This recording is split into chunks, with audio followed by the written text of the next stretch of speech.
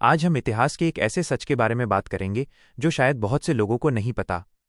अक्सर दुनिया में ये गलतफहमी होती है कि मुसलमान सिर्फ कुरान को मानते हैं और बाकी धर्मों की किताबों से उनका कोई लेना देना नहीं है।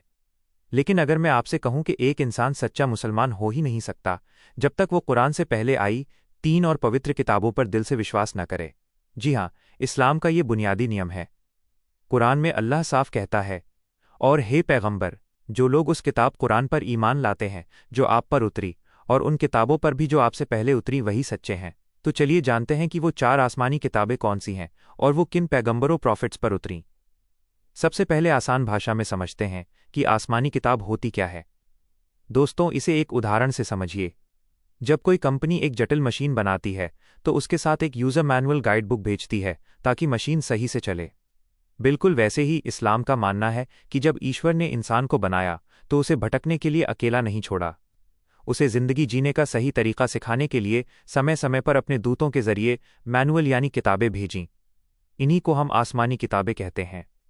इतिहास में मुख्य रूप से 4 बड़ी किताबें आई हैं। सबसे पहली बड़ी किताब है तौरात।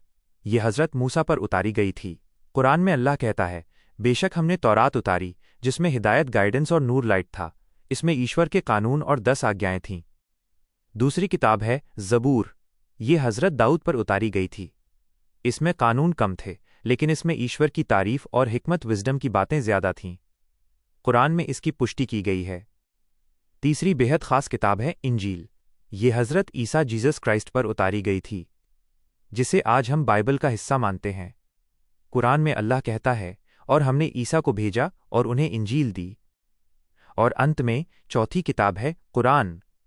ये आखिरी पैगंबर हज़रत मोहम्मद सल्लल्लाहु अलैहि वसल्लम पर उतारी गई।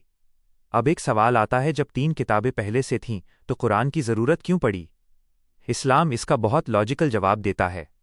पुरानी किताबें एक खास समय और ख़ास लोगों के लिए थीं, और समय के साथ इंसानों ने उन किताबों के मूल शब्दों में बदलाव कर दिए थे। इसलिए ईश्वर ने फाइनल अपडेट के रूप में कुरान भेजी, जो पूरी दुनिया के लिए है और जिसकी सुरक्षा का वादा खुद ईश्वर ने लिया है। तो दोस्तों, इस्लाम कोई नया धर्म नहीं है।